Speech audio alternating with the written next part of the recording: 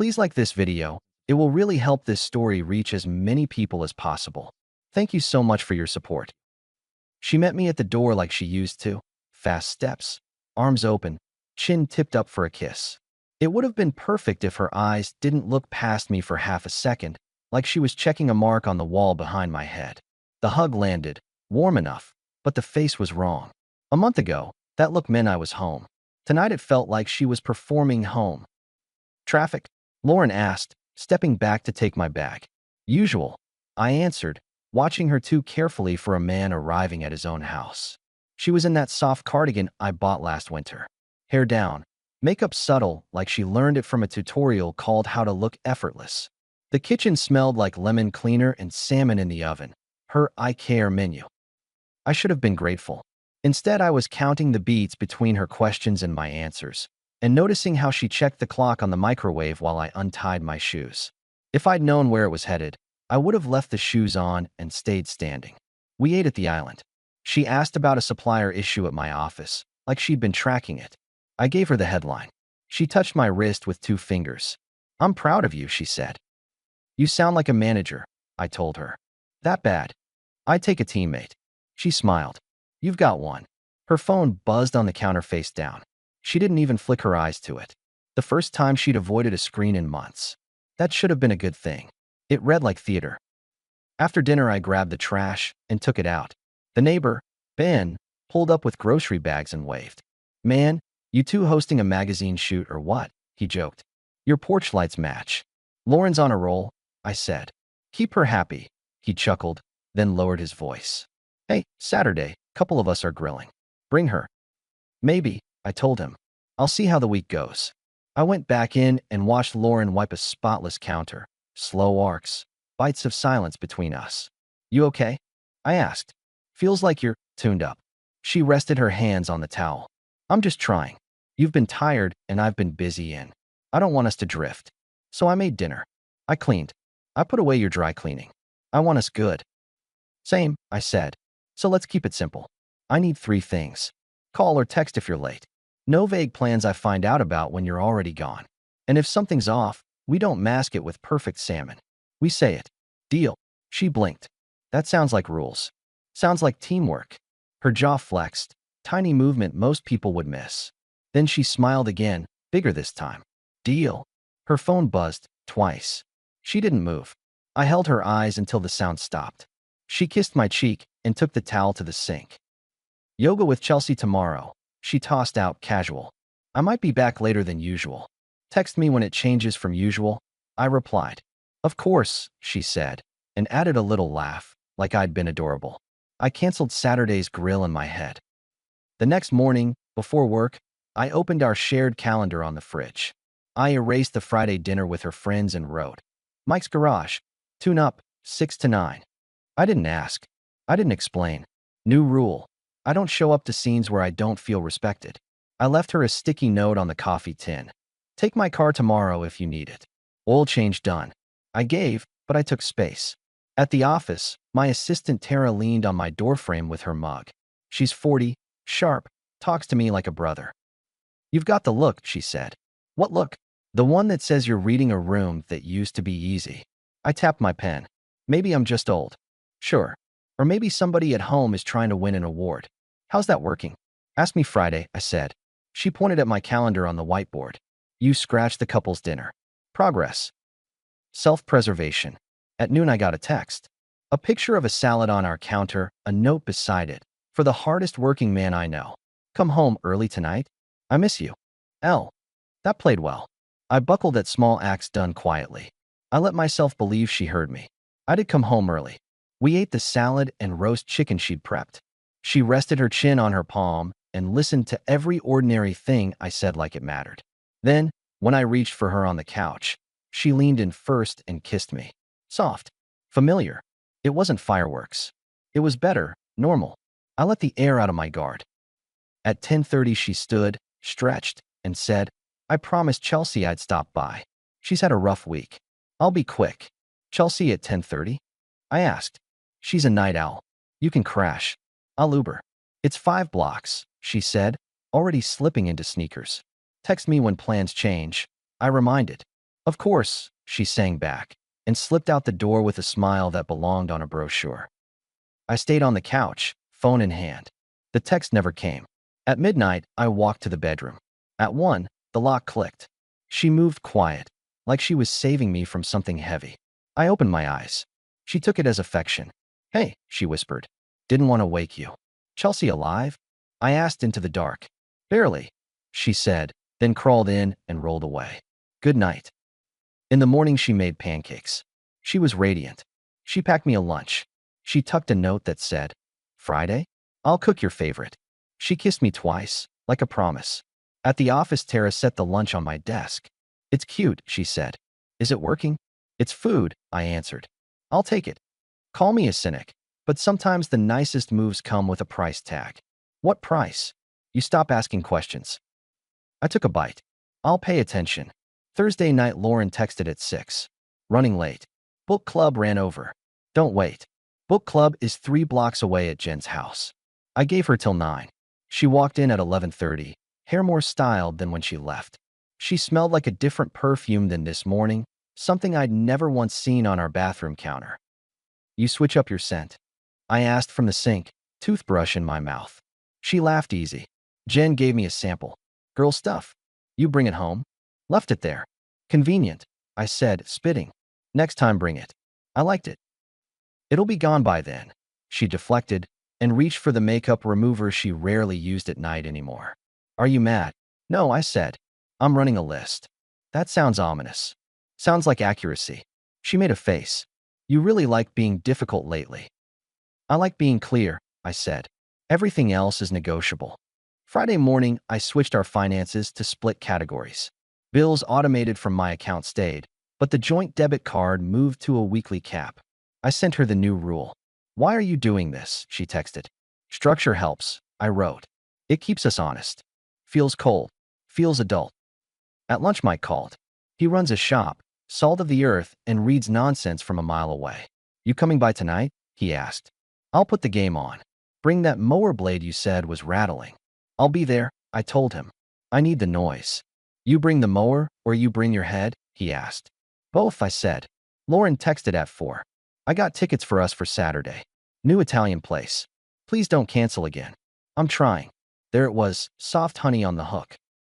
I considered saying yes just to meet her halfway. Then I remembered the silence at midnight, the sample perfume with no bottle, the way she looked at the microwave and nodded at me when I walked in. "Saturday I'm with Mike," I answered. "You can plan Sunday brunch if you want." "Noon. Close by.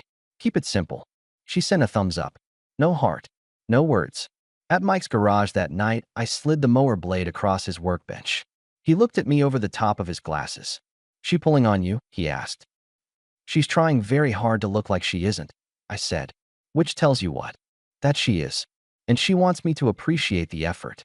Mike blew across the bench. "You want me to say anything useful, or you want a beer in silence?" "Useful. 2 paths," he said. "You push her and you get theater. Or you step back, change your gravitational pull, and see who she really orbits." I turned the blade. "So I stopped being the sun." "Exactly. And if you want certainty, I've got a cousin who still does quiet work. Checks schedules, takes pictures, hands you facts. You won't need it if you change the gravity and she drifts. But if you need proof, you won't be guessing." "Give me the number," I told him. "I'm done guessing." I called the guy from Mike's back room. He sounded calm, bored even, like I was ordering cabinets. We discussed rates. He asked for routines, addresses, vehicles. He didn't promise fireworks. He promised a folder. I wired the retainer. Decision made. Sunday brunch with Lauren at a diner went down like an interview. She brought me a newspaper from the lobby like it was 1997. She touched my hand the way someone touches the push-to-talk button on a radio. She asked 6 questions about my week and answered none about hers. "You're miles away," I noted. "I'm right here," she said, a little offended. "Your body is. Your head is solving something else." "Why do you have to read me?" She pushed back, buttering toast she wasn't going to eat. "Can't we just enjoy the day?" "I can enjoy anything that's real," I said. "So help me out." "I am helping," she insisted. "I'm making time." I canceled things. "Which things?" "It doesn't matter," she said quickly and waved for the check. We walked to the car. I didn't open her door. She stood waiting, then opened it herself and sat. In the driveway, she leaned against the hood and tried a different angle. Look, she started. I know I've been scattered. Works a lot. I'm trying. She caught my eyes. I want us. I want you. I know I've been. I don't know, distracted. I'm sorry. There it was, the first soft turn. I nodded. Thanks for saying it. Her shoulders lowered a fraction. So can we stop treating each other like parole officers? Sure, I said. We can treat each other like adults who share information and respect each other's time. It's always rules with you, she muttered. It's always improv with you, I replied. Pick your poison. She laughed once, no humor in it, then reached for my hand. I let her hold it. I didn't squeeze back. The next week she tried hard. She sent pictures of her lunch. She texted at 5, heading to yoga. Back by 8. She was home at 8:20 with a smoothie and a receipt from the studio, like she wanted to earn a gold star. I didn't ask for the receipt, but she put it where I could see it. She slid into me on the couch like the old days. I held her. I also watched our front window across her shoulder. She didn't notice. By Thursday, the detective sent a text. 2 more days. My stomach did nothing. My brain just set a timer. Friday, she showed up at my office unannounced with takeout. Tara caught her in the lobby and walked her back. Let me pause the story for just a second. If you're still listening, please hit the like button on this video. It really helps YouTube show this story to more people. Thank you so much for the support. Now let's get back to the story. Well, look at this, Tara said, eyebrows up. You brought him something. He never eats. I'll make him, Lauren smiled. He forgets. He forgets when he's alone, Tara quipped and patted my door. I'll leave you too. Lauren set the food down and leaned on my desk. I wanted to surprise you. You did, I said. We're okay, right? She asked, searching my face. I feel like I'm walking on eggshells. We're fine, I told her. We're building new habits. You mean your habits, she countered lightly. I mean real ones, I replied. She moved around the desk and kissed me. It was excessive for noon at my office. Her hands stayed longer than they should. She locked eyes. Come home early, she whispered. I'll make steaks. Can't, I said.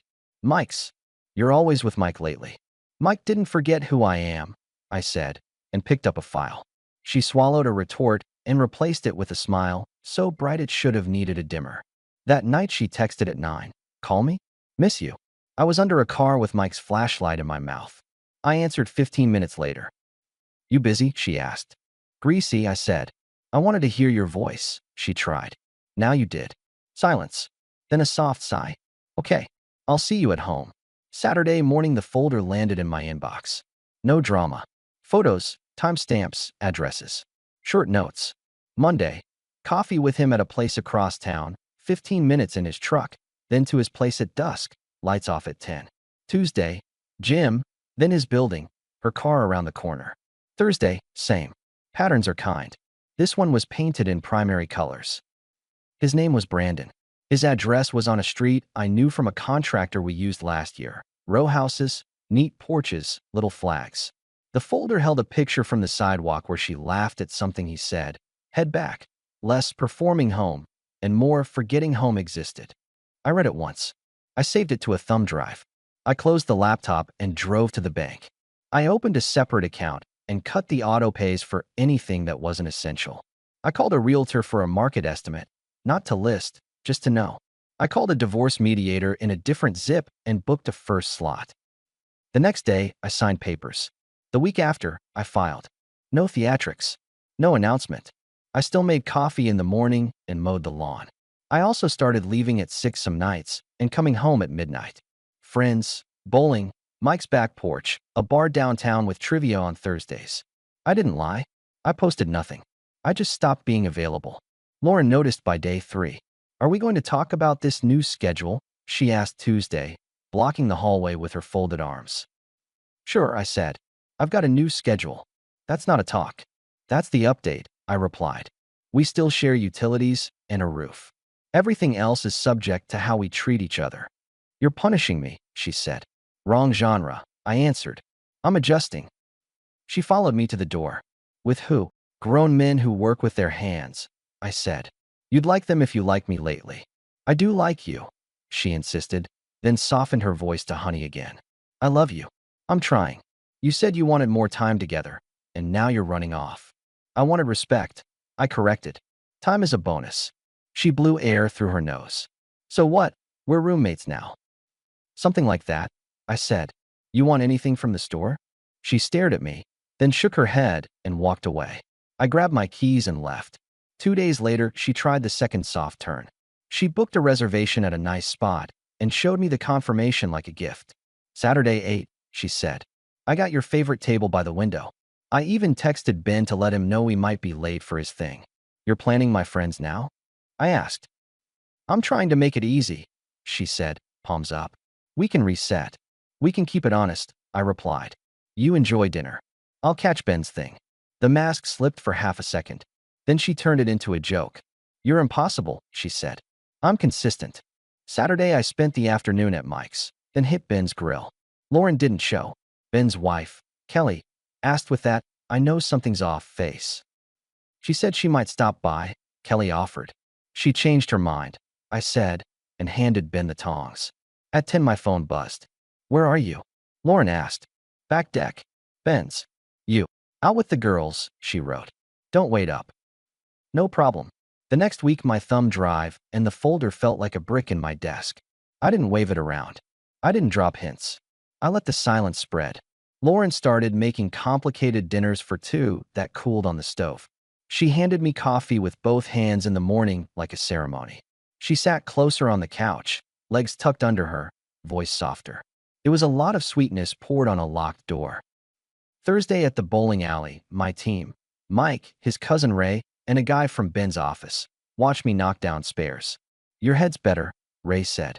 Or you got tired of missing, Mike added. Missing's expensive, I said, lining up the next roll. At 10, we wrapped. I didn't linger. I wanted my house back long enough to end something inside it. When I walked in, all the lamps were on. The kitchen was clean to the point of sterile. Lauren sat at the table with a glass of water, no phone in sight. She'd chosen the outfit I used to compliment, down to the small necklace I gave her for our anniversary. Her eyes were already washed with tears. There you are, she said, this tremble in her voice like a radio station not quite tuned. Here I am, I answered, putting my keys in the bowl. She stood. Can we talk? Please. We're talking, I said. Her eyes searched me. What happened to you? You're cold. You come and go like I'm a stranger. I'm trying to hold this together and she swallowed. You're punishing me for something you never say out loud. It's cruel. I'm asking you to stop. You want to handle it like adults. I replied, leaning on the chair back. Talk it through. Yes, she said fast. Finally. Please. I almost laughed. Now you want to talk. She pulled back like that stabbed. What is that supposed to mean? I opened the drawer with the placemats and took out the thumb drive. I set it on the table like a coin I didn't need. Lauren, I said, no heat. Did you think that meeting a man every evening and ending your nights at his place was going to make me grateful? She froze. It wasn't dramatic. It was mechanical, like a system got unplugged. Then the tears doubled. She shook her head fast. What are you talking about? She demanded, voice going shrill. How dare you? I clicked the laptop open and dropped the folder on the desktop. I rotated the screen. The first picture was her in that soft cardigan, not ours, but the same kind, stepping onto a porch with a smile I hadn't seen in months. Next slide. Next. Timestamps. The truck. The building's number. Her stepping out at midnight. Hair different than at 7. She covered her mouth. Then she dropped her hand and tried for reason. This is not what you think, she said, breathing hard. Enlighten me. I replied. He's a friend, she claimed. He's helping me with a project. I didn't want to say because I wanted to surprise you. You always jump to. A friend you spend every evening with, I cut in. Whose house lights go dark at 10 when you're there? Whose porch you stand on like it's your couch? You don't know anything, she snapped. You hired someone to follow me? Do you hear yourself? This is insane. It's actually very boring, I said. Facts usually are. Her voice cracked. You're violating my privacy. You violated our agreement, I answered. But that's not even the point anymore. Then what is? She demanded, tears smearing everything. Respect, I said. Respect is the point. The minute you tried to sell me a version of yourself and hide the real schedule, I lost mine for you. 2 weeks ago I filed. I've been waiting on paperwork and logistics. Since you know the score now, here's the clean option. Pack what's yours and go stay wherever you've been practicing staying. Be out by morning. I'll get a locksmith. I'll be at Mike's." She stared at me like I'd started speaking a language no one taught her. Then she laughed, sharp and ugly. "You're not serious," she said. "You're doing this to scare me. You want to see me beg? That's what this is." "I want to finish a thing that's already finished," I replied. She flipped to anger like hitting a switch. "You're unbelievable," she hissed. "You pull away, you ruined the last month, and now you want to blame me for trying to keep us together? You've been out every night. You think I didn't notice? You think I didn't wonder who you were with?" "I was with people who know me," I said. "You were with a man who knows you in ways I shouldn't have to diagram on my own kitchen table." "Don't you dare," she snapped, pointing at the laptop. "Delete that garbage and stop this act. You're not perfect." "Never said I was," I answered. "I'm just done being an extra in your show." "Fine," she said, voice rising. "If this is your big performance, enjoy it. You'll regret it. You're throwing away everything because you can't handle it if the world doesn't orbit you." "I changed my orbit," I told her. "You pick yours." "Pack," she cried then, hard, the kind that used to pull me in. I didn't move. I picked up my keys. "You don't even care?" she demanded. "I care about me," I said. "Finally."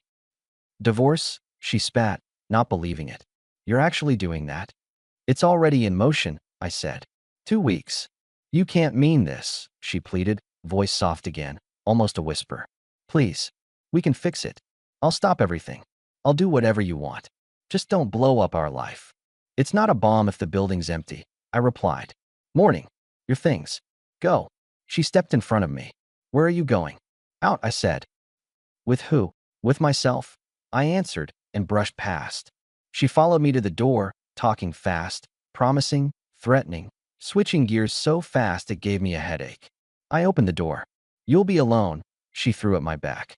"You'll see. None of your friends will put up with you. You'll crawl back." I looked over my shoulder. "Lauren, if I ever crawl, it won't be in your direction." I drove to Mike's. He met me on the porch with a nod like he'd seen that face before. "Spare room's ready," he said. "You good?" "I'm clear," I said. "Then sleep," he replied. "We'll talk in the morning." I did. I woke up to coffee in silence. We didn't dissect it. He didn't ask for details. He handed me a mug and pointed to the driveway. "Go get your house," he said. When I pulled into my garage, the place felt like a set after the crew left. Lauren was gone, her side of the closet empty in a way that made more sense than the last month ever had. On the kitchen island was a note in her tidy handwriting. "I'm sorry. I panicked. Call me when you calm down. We can still work this out. I love you." I tore it down the fold and dropped it in the trash with the lemon rinds. The rest moved quick. Papers got signed. Assets divided along the lines I set. I didn't punish. I didn't reward. I declined her "we should talk for closure" text. I changed the locks. I called the utility companies and updated accounts. I sent her the dates. She could pick up anything she'd missed with Ben as the witness. She didn't show. She sent a friend once. I handed the box and closed the door. Word got back through Kelly that Lauren was seeing the man from the folder officially now. Officially lasted 3 months. He ended it. Kelly told me over the fence while watering plants one evening, the way neighbors share weather. "I'm not surprised," she said, circling the hose. "Sometimes attention is the only glue, and when it dries, there's nothing left." I didn't gloat. I didn't ask. I nodded and went back to painting the porch rail I kept saying I'd get to. My life didn't become fireworks. It became clean. I went to work, came home to silence I liked, sat on my back steps with a beer listening to a game, no guilt in my ears. I bought an old truck from a guy in the next town and spent weekends with Mike getting it decent. I let Tara set me up with her cousin's friend for coffee. We talked about normal things and laughed at normal jokes. I wasn't in a hurry. I was open. The house inside changed too. The bowl by the door stayed full of my keys and nothing else. The bed didn't feel like a negotiation. The couch wasn't a stage. I didn't check clocks when I walked in. If I was late, it was because the lanes were still open and the guys were killing me, or Ben convinced me to help him move a grill in the dark. One Saturday, months out, I saw Lauren's car in town. She didn't see me. She was with her mother, faces tight, carrying a plastic tub into a storage unit. I didn't slow down. I kept driving to Mike's because the points on the truck needed checking and we had wings in the oven. Later, On that same porch, Mike handed me a plate and gave me that old grin. "You look taller," he said. "Less gravity," I told him. He lifted his beer. "To the right kind of quiet." "To accuracy," I said, and we clinked. I didn't get back what I lost at the kitchen table that Thursday night. I didn't want it. I got something else, a baseline that didn't wobble. When someone texts me now, heading out, back by 10, and they're back at 10, I don't celebrate. I know it. That's just how grown people operate. And if there's a night the schedule goes sideways, I don't write poetry about it. I read it. I respond once. Then I adjust for real. I guess that's the line I'd leave with any man at a bar telling me his story and asking me whether to hold on or let go. Don't hold on to an act. Don't let go to make a point. Change your orbit. Watch what follows. If it's respect, it'll move with you. If it's something else, it'll drift to whatever porch it was heading to anyway. When I turned off my porch light that night, I didn't think about who might be looking for a mark on the wall behind my head. My house held no audience. I slept well. In the morning, I texted the woman from coffee. I kept it simple. "Brunch at noon? Somewhere close. Keep it honest." She wrote back one word. "Absolutely." That was enough. Our story has come to an end. If you've made it this far, how about subscribing to our channel? It helps us immensely. I've selected 2 other videos for you that I'm sure you'll enjoy. Feel free to click on them. I'll be waiting for you in the next story. See you soon.